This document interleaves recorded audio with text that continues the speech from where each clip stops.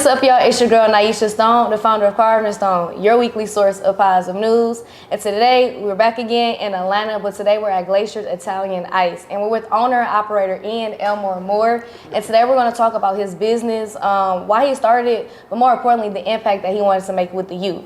So, Ian, thanks you so much for being with us. And I kind of just want to start off with talking about your business and what you do on a day-to-day basis. Oh, well, first and foremost, just thank you for coming out and taking time out to interview us and tell our story. So Glaciers Ice, it started about 2 years ago. I had a passion for Italian ice. It wasn't really a lot of good Italian ice here in Atlanta, Georgia. I'm originally from New Jersey, and we have it a lot. You probably know the chain of Rita's, and there's no really Rita's in the metro Atlanta area. And then number two, I'm a teacher. I've always been an educator, so I'm passionate about, helping our youth. So I merged the two to keep our youth safe, educated, and employed. And that's the whole business model, to be a nonprofit that can generate its own income, right? Like Girl Scouts cookies. But this is specifically for black men. And I say it unapologetically because there's a lot of trauma with black men. A lot of times they don't have, mentors, father figures, things of that nature.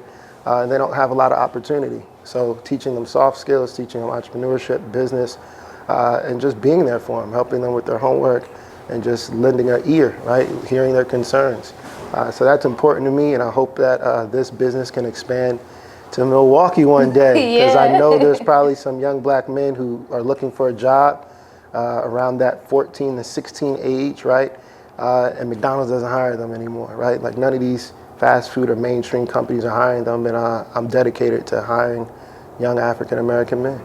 It's nice to hear that, because like you did bring up in Milwaukee, there is like a pandemic going around where a lot of our younger kids, and especially black men, don't really feel like they have anything to do. Mm-hmm. So for you to provide that opportunity, that's amazing.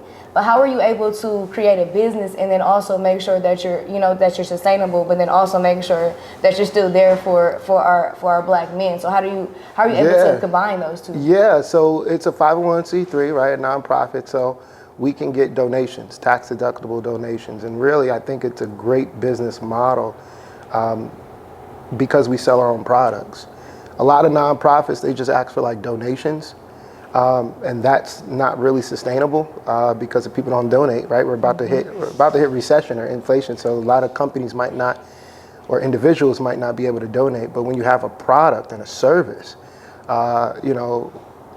we can sell. We're selling our own Italian ice to keep us sustainable, and it works through their school year schedule. So our peak season is when they're out of school, right? Spring break or summer, they're out of school with nothing to do, and that's like the highest of the high volume traffic that we have. We got a lot of events. And then when it's colder in the winter, I'm really about educating. I'm really about teaching them, bringing on new young people and training them. And that's when we leverage the donations. Yeah. I say in the cold season, we just ask for a warm heart. They can donate with a warm heart.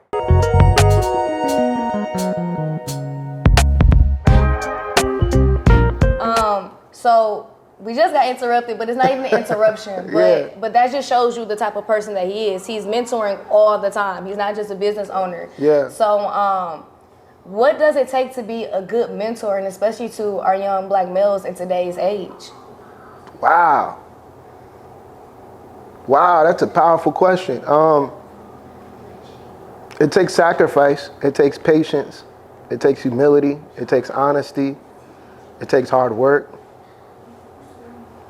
All of the above. You gotta give before you get anything. So I always start a relationship with giving.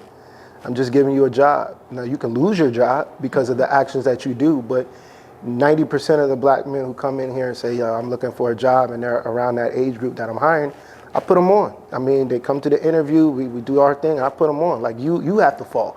I'm not gonna be the one to say no. Always give first. So that way you automatically kind of get their, respect. They respect you because like you putting them on per se, right? You gotta listen, you gotta be really intentional about hearing what they're saying, hearing what they're going through, hearing, their issues or dilemmas or stuff that maybe we can fill the gap in.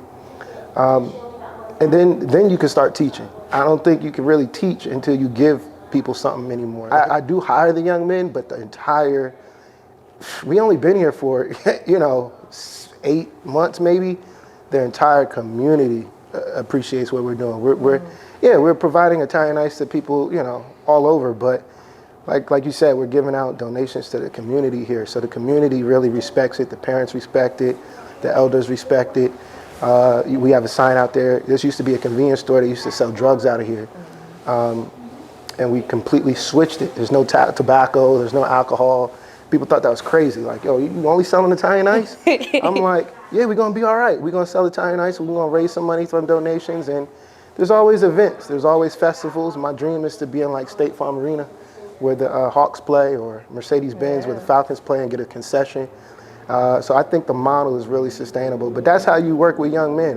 You gotta give them something first and then build upon that. Don't ask for something if you're not willing to give something. And he also wants to be in a freezer, aisle, so like Kroger absolutely. and all that Whole good Foods, stuff. So absolutely. if y'all watching, make sure, investors or whatever. Yeah, we make our own ice. Yeah. I know you said you're originally from New Jersey. I did read it was like the roughest neighborhood or whatever, but how does your background, or where you're from, New Jersey, how has that impacted you and to where you are right now in Atlanta? Yeah, growing up in Newark, New Jersey, Brick City, if you ever watched New Jersey Drive, like that's the movie, stolen car capital of the world back in the day when I was growing up. It's a lot of gangs out there, like Crips, Bloods, all of that. A lot of the gangs we see in Atlanta are coming from New York, New Jersey area, like for real. So I know you're thinking Bloods and Crips, LA, right? But there's a subset of Bloods, like 9 Trey, Sex, Money, Murder, like all of that is New York, right? And I grew up in the 90s when it's like popping. If you know Diplomats and Jewels, and like that's my era. Like, and gangs was just starting to like take over. And I lost a lot of people, got incarcerated, family members, dead. The same story that you hear all the time. And I was definitely affiliated. I did a lot of criminal activity in my past too. But I connect with it. I know it.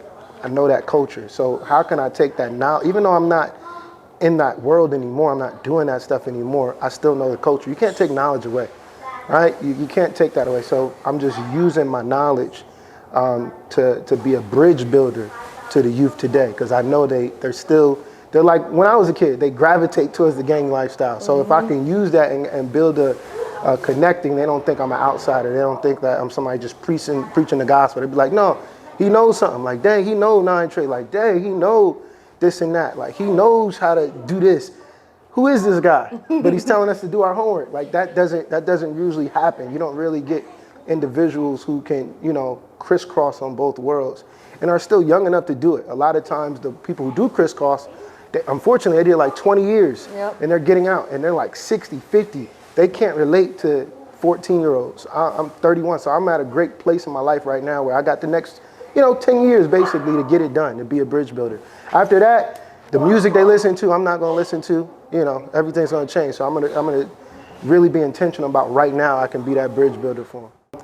Yeah, I got plans to get the entire building, where right now you're seeing one unit, but it's a whole, I wanna put a grocery store in there, because now that I've been here, I found out like there's no after school programming, right? So there's no library walking distance. So I said, man, let's put some books here so kids can be reading. So I came in here with Italian ice, and when I got here, I realized all these different things. So I'm building relationships with other local nonprofits and leaders to get more books or to get groceries, or until we can get the grocery store, right? Can we get donated food and stuff like that to fill these gaps? This is just one gap of hiring young black men, but in that process, you're going to find out all these other gaps.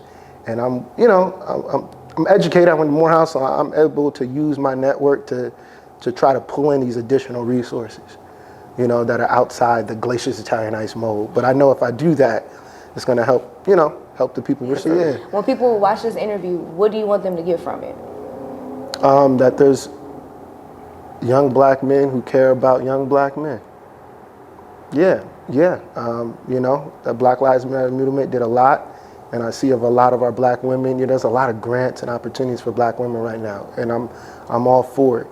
I just really care about the men, because we are the reason the race is the way it is right now, in terms of, the wealth and inequalities. Because if we just look at black women, they're the most educated group. They buy, people are directly marketing to black women now, companies, because they know they are spending their money, they got degrees, they got everything going. So who's going to lift up the men in our community? And I'm here to say I am, and there's other brothers doing it too. But one thing you take away is that there's somebody in Atlanta, Georgia, from Newark, New Jersey, who's really dedicated and putting, his life on the line to help other young black men. Positive news, y'all. Positive news. Nyesha Stone with Carving the Stone, and we're at Glaciers Italian Ice with owner operator in Elmore-Moore. And I thank you so much. And in the end, everything will be carved in stone. In the end, everything will be carved in stone. In the end, everything will be carved in stone.